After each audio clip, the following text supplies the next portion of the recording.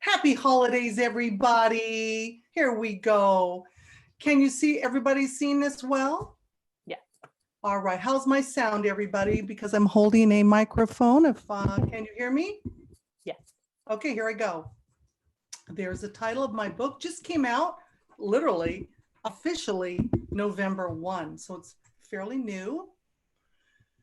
People have always asked me, Sandy, how on the world did you find the time and the wherewithal to write about a businessman, knowing I'm the complete opposite in life? My previous books have been on women in Hawaiian history, so this was quite the departure.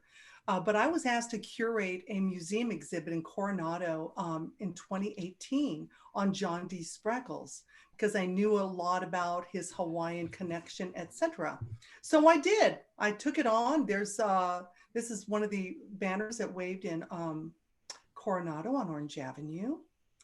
And then, when you go into museum exhibits, nobody just wants to read copy I wrote on a wall. That's boring. So I had to contact any descendants of his that were still alive to see if we could get some things, some artifacts. So visitors could come and touch and see and feel John D. Spreckels. And I was very surprised when right up here, Claire came, his granddaughter. I'm like, wow. So that was a little surprise for me, because knowing that John D. died in 1926, how could he have a granddaughter still alive? But there she is. Sadly, she died a few weeks after this picture.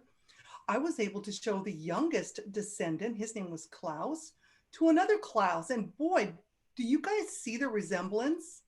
Nobody knew much about their history, and I began connecting people. Hey, here's your cousin, here's your cousin, here's your cousin. How about that cousin? Did you know that's your great aunt? It was pretty amazing that were so detached from each other. So I decided we should have a reunion. And this big reunion, we went to the Hotel Dell and had a banquet. We had a little party. The Union Tribune followed us around for 2 days. These are some of the descendants that came from all lines of John D.'s family. This is Cody at the Spreckels Oregon Pavilion. This is the oldest one who showed up and the youngest one who showed up.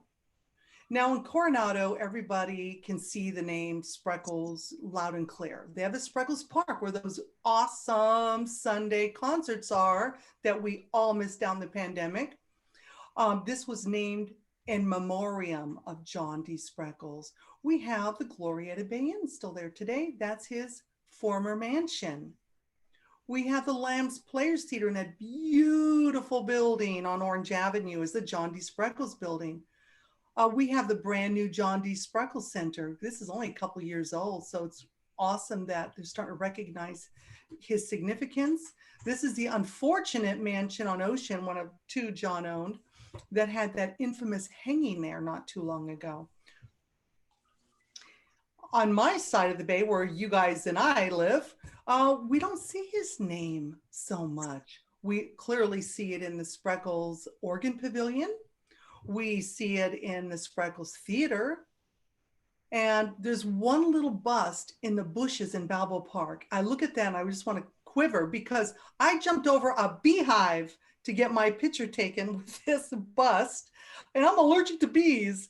So the plaque is completely hidden. Anybody walking by, you would never know that was there.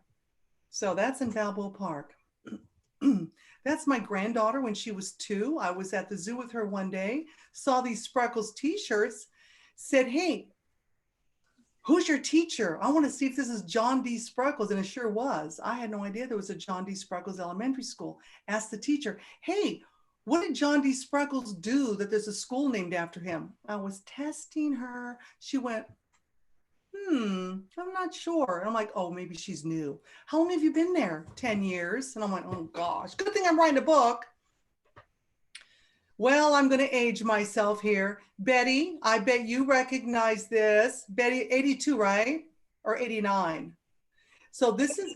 Is 89. You go, girl.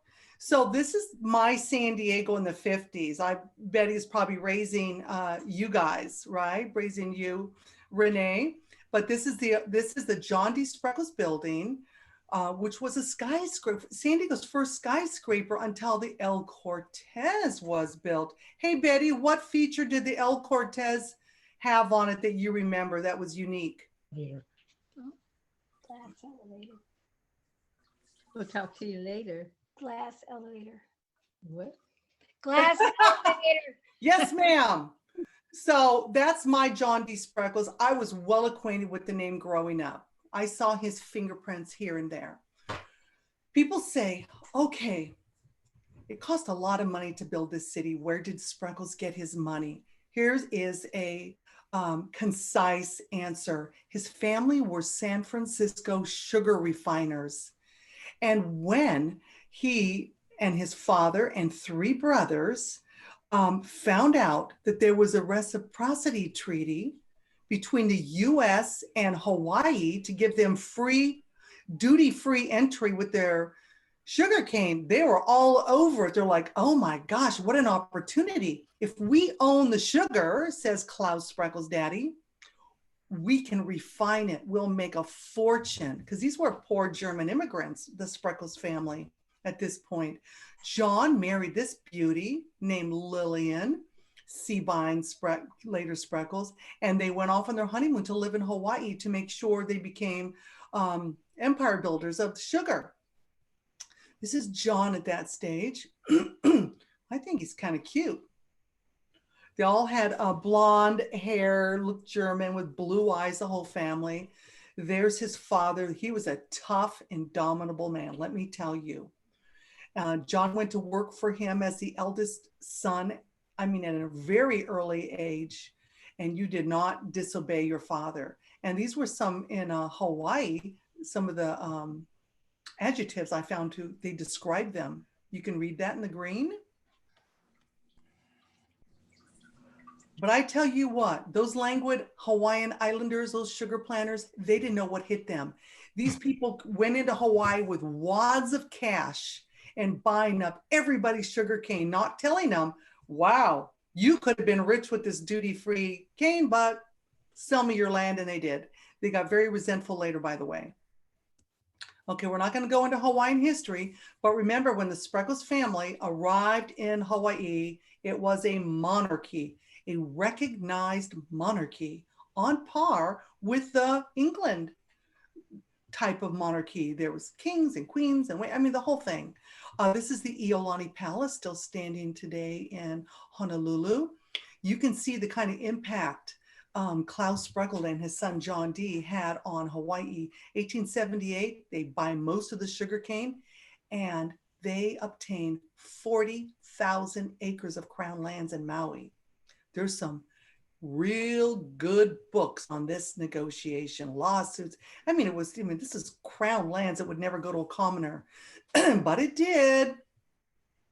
1883, all these crops were being sent to San Francisco. 1884, Sugar Empire. Spreckels was a household name in sugar on the Pacific Coast. And by 1885, King Kalakaua, the Hawaiian kingdom, they were in debt to the Spreckels family. I mean, they literally took Hawaii by storm.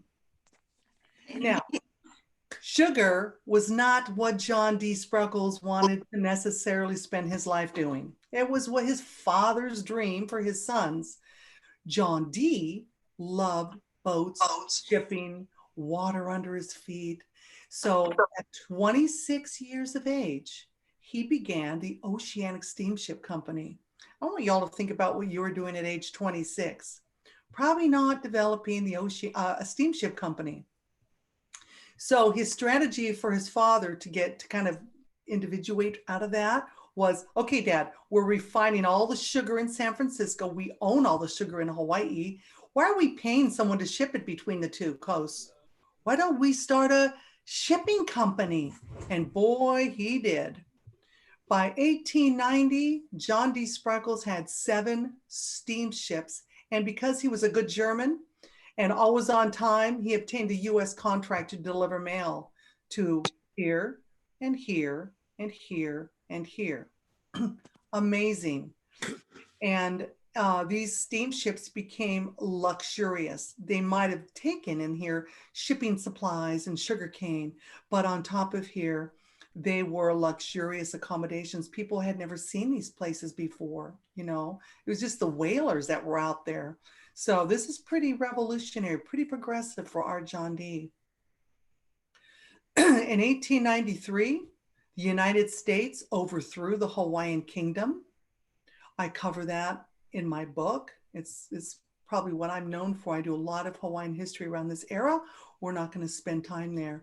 But the Spreckels family was very, very loyal to the Hawaiian Kingdom. And when we were sending all our Marines and all our, I mean, it was pretty ugly in American and Hawaiian history. The Spreckels family were loyal to the monarchies, saying, no, fight it. We'll give you the money. We'll give you ships. We'll give you anything you want, Your Royal Highness. Because her brother, the king, died. She was now ascended to the throne, and the Spreckels family were her rich allies. So when she was ultimately dethroned in 1893, the Spreckels were threatened with death. Their gate, their mansion in Honolulu had a gate, you know, that really says out of here or you're dead. So they took that very seriously, went back to San Francisco, but still in charge of their holdings in Hawaii. All that's left today as a reminder of that Spreckels' turbulent history is this little street called Spreckels Street. And below is his great-great-granddaughter, Nancy Jacobson, who just sent this to me recently. I made her go find that street for me. It's across from Punahou, if those of you who know Honolulu. Back in San Francisco, John D. did what his father did in Honolulu, buy the newspaper. First, we have to buy the local newspaper and start support our building progress. And they bought the San Francisco Call. John D. loved newspapers. He loved journalism. He was quite a good writer. This building is gorgeous. This is the Call building. Here it is in its context. This was the Chronicle, San Francisco Chronicle, the rival newspaper. John D. made sure he was taller. Now, he was a competitor. So here's a fun fact. You guys think in your mind right now what the Hotel Dell looks like. You can see right here a little bit. It's wooden, it's Victorian, it's Queen Anne, it's feminine, right? It was built by the Reed brothers. Look, the Reed brothers also built this building for John D. Spreckels. So it's pretty remarkable building. And it was iconic from the moment it was built. Had a rotisserie, a restaurant that you could look at the city growing. It was, the Spreckels were like, and look at them, they're on Market Street. Huge name, the Spreckels made their mark. John D. made his mark as a diehard progressive Republican in the early days. When he came to San Diego, he was, you know, older, but here he was, you can see his influence with the Republican National Party here.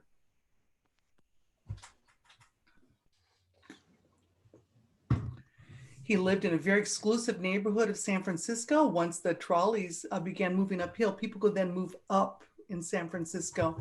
There's his beautiful children. Here's Lily and his wife. There's one of two mansions.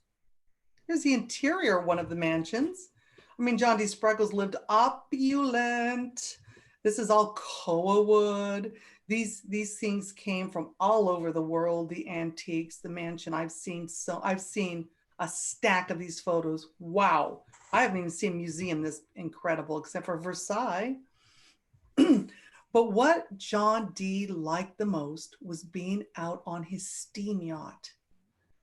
Just he could take a luxurious steamship to Hawaii in record time from San Francisco, but he preferred to spend 2 leisurely weeks all throughout the children's formative years going on the water. And look, he's teaching his daughters how to sail. In those days, people, computers didn't run boats. You actually had to watch out for things. Oh, here's one fun story I got from this is Lily, little Lily, named after her mom. On one of those trips to Hawaii, John D., good dad that he was, brought a cow on board that was going to sail with him for 2 weeks, ensuring all 4 children would have fresh milk. Unfortunately, wave came up, cow went overboard.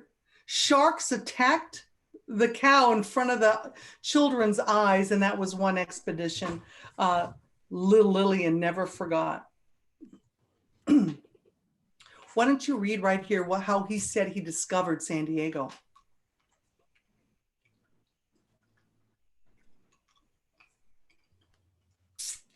I'm just trying to save my voice here. Okay, so he says it's an accident. This is his Lurleen yacht. Came down to San Diego. He was 34 years old in 1887 when he came to San Diego, and he liked what he saw. San Diego was the middle of a building boom. I mean, it was crazy taking off. San Diego, Orange County, Riverside, Los Angeles. People were coming to the east, and they were throwing their money at Southern California. And when he arrived, I got this headline from a newspaper I found. The Sugar Prince is here. Go get his money. Tell him to invest. Make San Diego look amazing. All our leading citizens, we put on our best clothes, ran to the dock. Mr. Spreckels. And want to hear what he says here? That's his remembrance.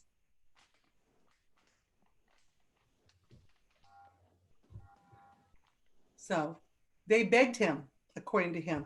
Now, this is John D. Spreckel's very first venture. Now, at this time in 1887, it was very unlikely that he knew he would be rebuilding our city. But at this time, he said, I hear that the train is getting out of San Diego because there was no coal. It couldn't run on coal because there was nowhere to receive the coal. And the San Diegans in Hortons there was like, no, don't leave. Spreckels, if you invest in here, you'll make money right away because the train will stay. And it sure did. Spreckels Commercial Brothers, that's Market Street, all these wharves. Look how many people, 600 longshoremen. I say this is a pretty significant investment in San Diego, and he made money right from the beginning. But it wasn't always so well received. Now, I want you to imagine, he's still living in San Francisco, right? Here's all these San Diegans who had been here for a while. Look at their little skinny, rickety wharfs. They were making money off of it. And they're like, who's this upstart in San Francisco trying to steal my business? we're not having this. They went to court and they got legal injunctions stopping Spreckels from building this. Stop work. He said, here's typical quintessential John D. Spreckels. He hired 2 full crews to work. As soon as the first crew was jailed, the second crew picked up where the first one left off. When the second crew was jailed, the first crew bailed out with Spreckels' money, returned to the job until, quote, the opposition was worn out. You just didn't say no to a man on a mission like John D. Spreckels. On that first visit here, he already knew Mr. Babcock. He became acquainted with Mr. Hampton Story, who he never liked, by the way. The feeling was mutual. They toured him to Coronado Beach. Does everybody recognize this gentleman with the white beard? It's the father of San Diego. That would be Mr. Horton. And John D. was toured. Look what we're doing. We're building a resort. And you should really be impressed with this, and you should keep building down in San Diego because this is going to be amazing. Things were looking very rosy. These men, especially Father Horton, he had lost a significant amount of his money then, and they needed money. So they had to, before they could build the hotel, they had to sell plots of land in a frenetic auction. So everybody left from downtown San Diego in hot air balloons, a little podunk ferry they put together, boats, boards. It was amazing to get here. Here's one little incident. He was an attorney in San Diego, Levi Chase. He purchased the first lot in the morning for $1,600. By the time he was eating his fried chicken, he was offered $3,500 for the very same lot. So you get the feeling everybody wanted to live in Coronado. I mean, this is amazing. This is paradise. So when they sold 350 lots for 110, they could now start building the hotel. And here she is.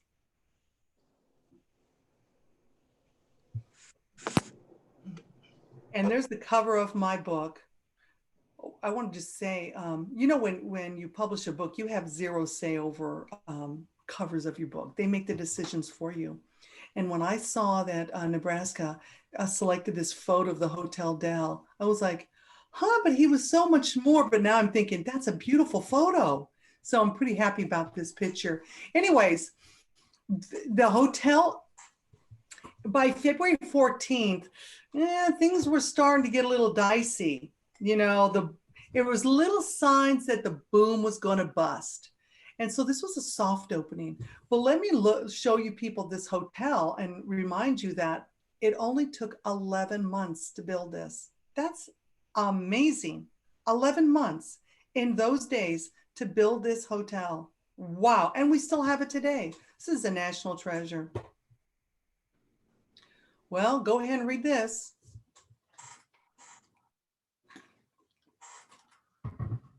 Yep.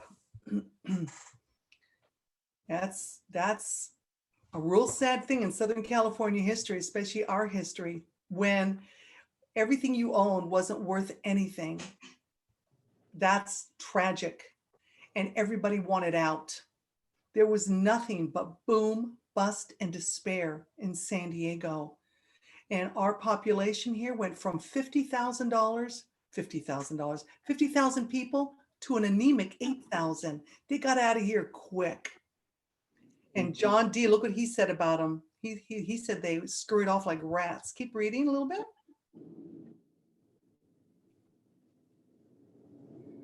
So it looked very despairing for Mr. Babcock. And so he needed money to stay because all the workers were leaving. He couldn't pay the workers. In fact, my book will tell you about how a whole railroad car of furniture for the hotel burned up on its way to Coronado. JD lent him $100,000, bought out Hampton Story's interest in everything. And within 5 years, he owned it all because Babcock couldn't pay him back. Either could anybody else. So this was Babcock's dream. He then became the manager instead of the owner. Never did he imagine that his new partner, John D. Spreckels, would soon own his entire dream. And in San Francisco, he got nothing but grief from his family. What are you doing buying a hotel in an island in a podunk place like San Diego? But he said, this is my time. I build for the future. I know things look dim down there is what he's saying. But he said, I get a reward in the very activity of doing or trying to do big things. It's my life. Here we see his motivation. He's very pragmatic about making money. By this time, he had millions of dollars, but that's not what motivated him. He could have sailed off on his yacht all around the world and lived the way, but he liked doing stuff. He was a builder. And then John D. said why he told his parents, the San Diego bug got me. But behind the scenes, they were suing each other like crazy. There's a whole chapter in my book called Sugar and Strife. And that's because the four Spreckels brothers and their father were suing each other like crazy. And John D. never spoke with his two younger brothers and sister for the rest of his life. Today, law students they review Spreckels versus Spreckels. It was awful. So he said the San Diego bug got me, and that's why he wanted to go down there. Here's another place someone could have got bugs, the red light district. So people, welcome to the Stingery. And welcome to San Diego, where it evolved outside the law. Shanties, saloons, houses of prostitution, opium dens, and everything that comes with them. Police raids, arson, and murder. So that's what it looked like when John D. arrived. But he liked San Diego. I don't know what it was. He said the bug got him, but it was the weather. It was just away from the family, horrible dynamics, who knows, but he was in it to win it. And he had a vision for San Diego. This was his vision. Not this, even though he was begged by the community, Mr. Spreckels, we know you want to stay and invest. Why don't you rebuild these buildings and get the crime out of here? Nope, I'm taking it away from there and I'm coming here to D Street, which he renamed Broadway. But before you build anything, John D. knew he had to build the infrastructure. You can read his quote. So he said he knew his city would never grow. It wasn't growing before he started, I tell you what.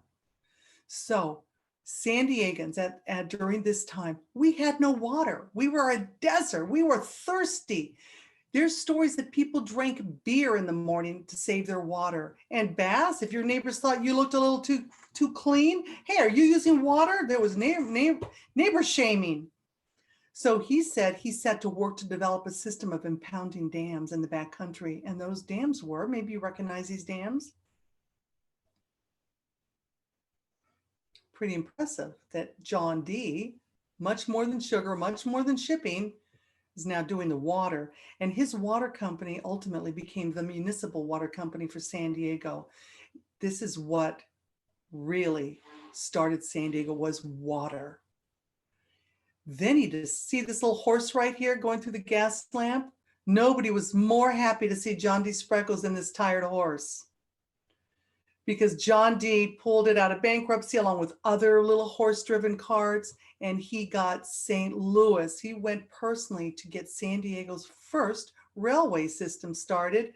This is actually America's first pay-as-you-go streetcar that we put in San Diego. That was the San Diego Electric Railway. With this railway, would you please look at where, I mean, this is amazing. Look, now for the first time, we don't have to live downtown. We can go out and develop in the suburbs.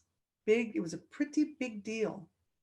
So John D. owns the water, he owns Broadway, he now owns the transportation. And to support all his developmental plans while he lived in San Francisco, he bought the San Diego Union.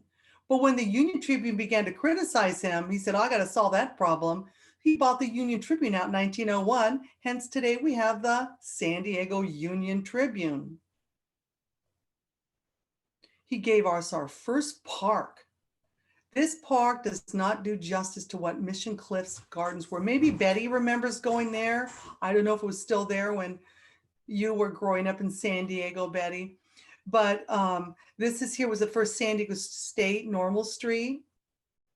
And this garden had his streetcar came up to it, and everyone said, oh, but Spreckels is just building a streetcar so he can get money on his streetcar.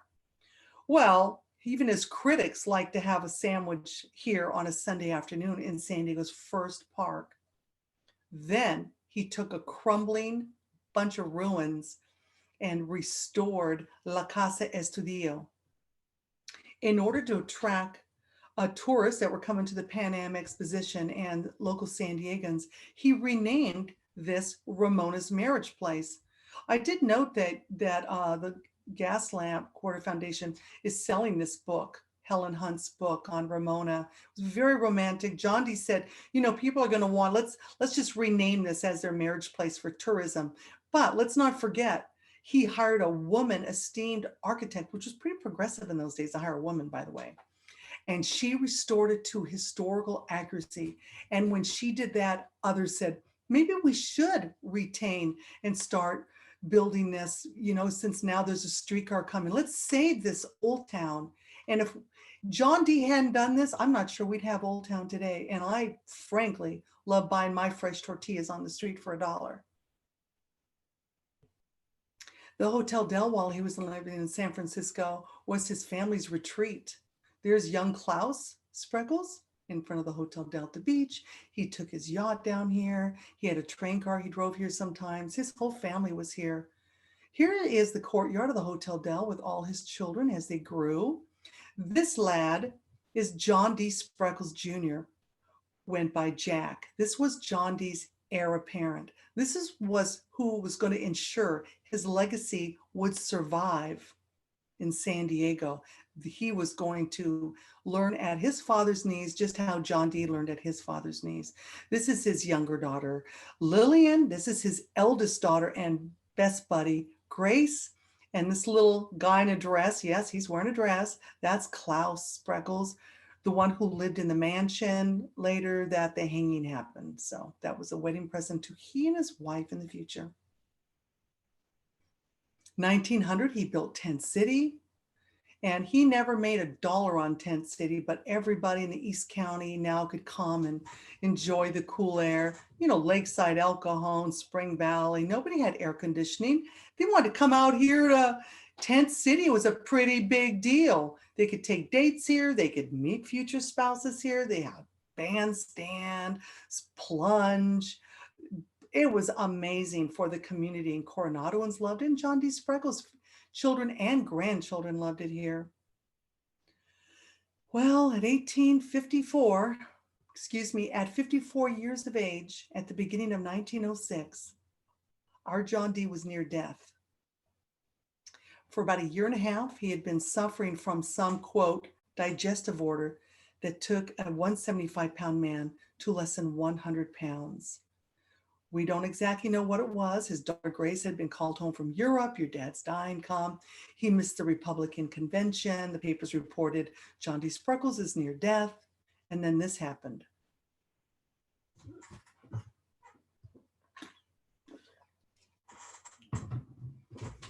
So when this happened, you see his call building right there? Gutted. He was carried to one of his ships to be taken to San Diego, he and his family. Terrible tragedy. There's the call building up close. This is his family members looking for their safes. There's his father. There's his brother Rudolph. I'd be looking for my safe too, wouldn't you? John D. was one of the lucky ones. He had a hotel and a whole island he owned to come to. So down he came here. And something inexplicable happened when he was here. Some say it was the climate. Some say it was because he had a mission to just go on with his vision for San Diego and just get his family more organized down here. No one really knows why, but he began to heal quickly. He started putting on pounds. He was more alert. And this is the Hotel Dell. He built his mansion right here. Here's a postcard of the day so you can see how beautiful it was. Today we see the Glorieta Bay Inn. Still, you can still see his home. He began to build Coronado, and when this is the building that you see down there where the Lambs Players was. Coronado Historical Association. This is Orange Street coming down here. For those of you who remember seeing this, but he moved here, but he was supporting Coronado with so much money because they weren't incorporated. They still belonged to San Diego for a little time there.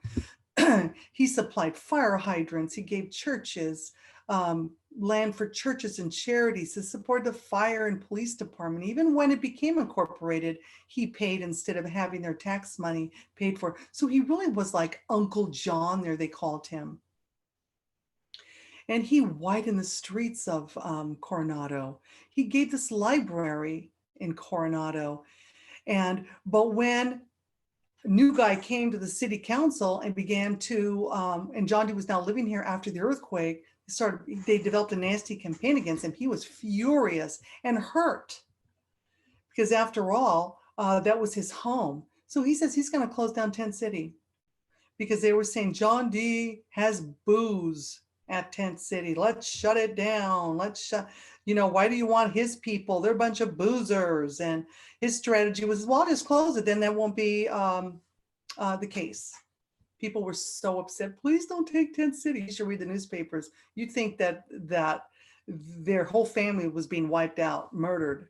This was how important Tent City was for San Diegans during this era. And he never talked in public, but after he started hearing everyone was so upset at him for closing Tent City during the time he was being publicly criticized, he said, hey, what would you have done? If you had spent large sums of money and then you're constantly attacked without real complaint, what would you have done? And now we can see his heart. Want to read that a little bit?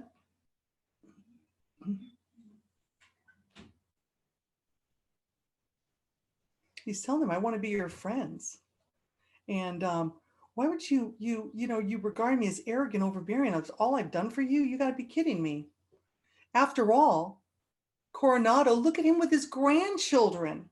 If you go to the Glorietta Bay Inn today, you're going to see where these chains are. You see the hooks that still held them. So you can see where this swing was, is what I'm saying. So this was his home. This is where he was raising his grandchildren nearby, and he did not take any kind of criticism easily, because this is where he wanted to walk the streets and just be Uncle John, not Mr. Spreckels on Broadway. And then when his guy won, he appealed to the people. They really saw that. If you go on Orange Street and you see this beautiful building that we have the Lambs Players today, still the heart and soul of Coronado, you see this building. I see it as the Victory Building, because when he won and he got his way, he built this as a thank you to Coronado. The first movie house was here before the Lambs Players. At the same time, all that was going on, he was building downtown San Diego. He wanted this orderly. This is a postcard. This is a real picture. I just think a little more vibrant here. Remember, those are his streetcars coming down. He owns the whole island. He owns every single lot on the south side of Broadway, and he begins building.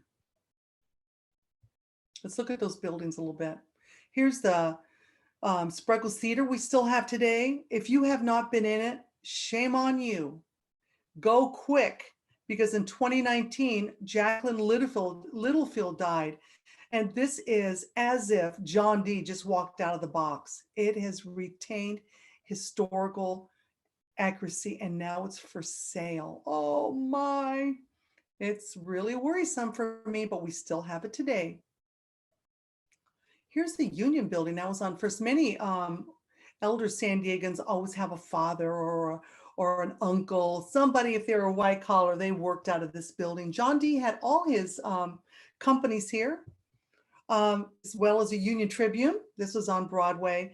So, sorry that we didn't get to keep it. Soho got a historical designation, but it was knocked out in 1974, which is sad, because this was the first building San Diego had that was concrete with steel in it, so it could withstand any earthquake or fire. This was an important building to our history, but here comes a wrecking ball. Here's another wrecking ball that makes me mad. This is in 2006 when we weren't paying attention. Look at this hotel, everybody, on Broadway. Anybody think of another hotel that looks just like it's still standing today? Yep, the U.S. Grant. Both were built by the same architect, Harrison Albright, and they were mirror images. They look very similar. John D built this luxury hotel to be in direct competition to the U.S. Grant. It was luxurious. This was not luxurious. John D built this to house the people who are building the city workers. It was called the Working Man's Hotel. We still have it today. There's me making sure you know it's still here. Today it's a lot of down and out people there. And I'm so glad we have it, though. I don't know what the future holds for the Golden West. Was John D a philanthropist? He didn't toot his horn. He hated that term. I'm not a Santa Claus nor a fool. The best charity you can give a man is work. But look at this. 1 in 15 San Diegans worked for a Spreckels-owned company. 1 in 15. That is amazing. He was a boss to a lot of people. Look how many people. This is just San Diego. This isn't even San Francisco, LA, or Hawaii. So, being the boss of all these people, he was paying San Diego's 10% of all property taxes. So you really need to, the significance of this man in San Diego is huge. Somebody you knew worked for him, and he paid 10% of all property taxes. This was a powerful man in San Diego. But let me tell you a little story I found. Ted Williams, some of you people know Ted Williams. He's a Hall of Famer. You can read about him right here. Okay, here's the story. I found in Ted Williams' biography, recent biography. Ted Williams' mom, destitute mom, was a Salvation Army charity worker. Do you guys know how they go down Broad banging the drums, give money, embarrassed Ted and his brother to death. He remembers hiding his head in shame as his mother marched down with the band on Broadway collecting money. He said it was just so embarrassing for a young boy. Likely because he marched down Broadway by the Union Building. John D. likely saw him and his brother hiding it in shame with the mother, inquired, what's the deal with the mom and the boys? When he found out this charity worker was just so poor, he quietly paid off the mortgage on their house. You didn't read about that anywhere. You learned that in Ted Williams' own biography, just recent. They say without John D. Spreckels, he never would have ever played baseball. John D. gets little credit for Balboa Park. First year, he threw out $100,000. Second year, this is between World War I starting, he threw out another $150,000. You think about what that is in today's money. Humongous efforts. G. Aubrey Davidson gets the credit for it, but G. Aubrey Davidson lived at the Hotel Del Coronado. I just wonder how many puppets John D. had on his strings. I don't know. Anyways, I'm so grateful, but I am a little surprised he gets a little credit for Balboa Park. And I have some fun stories in that book about this. There's some spicy stories in my book from all of these things. Every time I'm showing you something, there's some little spicy story behind it. You'll like it. And all the money he gave to Balboa Park was separate and distinct from the organ pavilion we have today, the Spreckels Organ Pavilion. People don't realize that he was an accomplished organist and pianist, and this is his personal organ. He loved music. He gets no credit for the zoo. Now, many people are shocked when they hear how the zoo was formed. It was formed because when the Pan Am Exposition was shutting down, they abandoned animals. They left them in cages. And the Wegeforth brothers heard the mournful wail of a lion at night and said, we need to build a zoo. And John D.'s daughter married one of the Wegeforths, by the way. So the Zoological Society was formed as a result of these abandoned animals. John D. was a huge animal lover. He funded the first, he not only did he give a boatload of money to the zoo, he gets no credit for, he funded the first elephants. It's a fun story in there about the elephants. I love it. And their enclosures. But here's a story that if you've ever listened to a zoo historian, in 1925, this is one of his luxurious steamships. The zoo arranged with Australia Zoo to exchange animals. So John D. Sponsored and sent up to San Francisco for all these animals we were giving to Australia on this ship. Well, we got rattlesnakes, coyotes, our typical animals. We were going to come back with the coolest stuff. We came back with America's first koala bears, kangaroos, but the koala bears are huge. Anyway, little story, Snugglepot and Honey Pie. Anyways, there's some harrowing stories about what these animals did to each other. John D. was a known prankster. When all the San Diego Zoo animals arrived at the dock to board, the captain was going, "What? You're kidding me." They thought it was one of John D.'s jokes when he said, "Be prepared to take 100 animals on board." They were putting animals on cages in passenger rooms, in the dining room. Quite the fun story. If I ask some of you, let's see if I can see Wendy Doherty there. What's your license plate number, Wendy? You don't know, do you? But Wendy, if I asked John D., he would know because it's number 1. He did all the roads in California, so he became 1 and the next 3 went to his family. I think that's a fun distinction. 1922 tragedy hit John D. Spreckels. And here's where, if you go, this was his heir apparent. This was This was who was supposed to ensure that his legacy would survive. This is his eldest son, John D. Jr. Jack. He died when his car overturned and John D's world collapsed.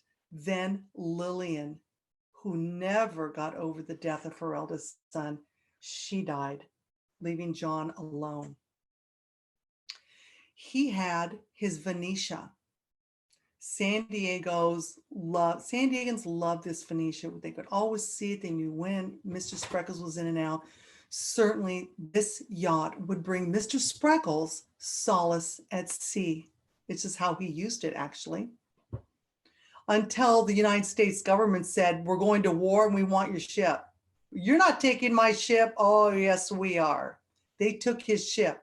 They took this ship that had Tiffany skylights, the Baccarat crystal, beautiful, luxurious, and they put torpedoes and machine guns on it. Quite the lawsuit. I covered that lawsuit in the book. Boy, did he fight. And then he was just about to develop North Island as a luxury resort when the US said, you know what, we'll take your island too.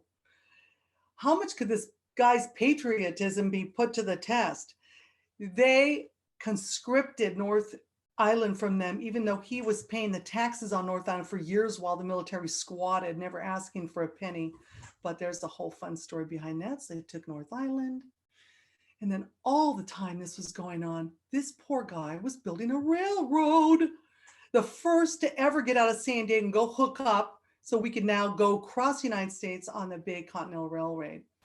And this was the most expensive railway ever built in the United States, $19 million. And it took, look how long it took to build it, because everything that could go wrong went wrong. And his family's going, stop building it. Because by 1919, people were using cars. Railway became obsolete. 1906, there was excitement in San Diego. Yay! Now it's like, uh-oh. But who drove in the car to San Diego? He drove it in. I love this, that Mr. Spreckels jumped in and he got on the throttle and drove that into San Diego Union Station. And he said, in spite of hell, and it was hell, a direct train from the east slid into our Union Station on December 1st, 1919. Hey, that's my birthday. And got what I promised.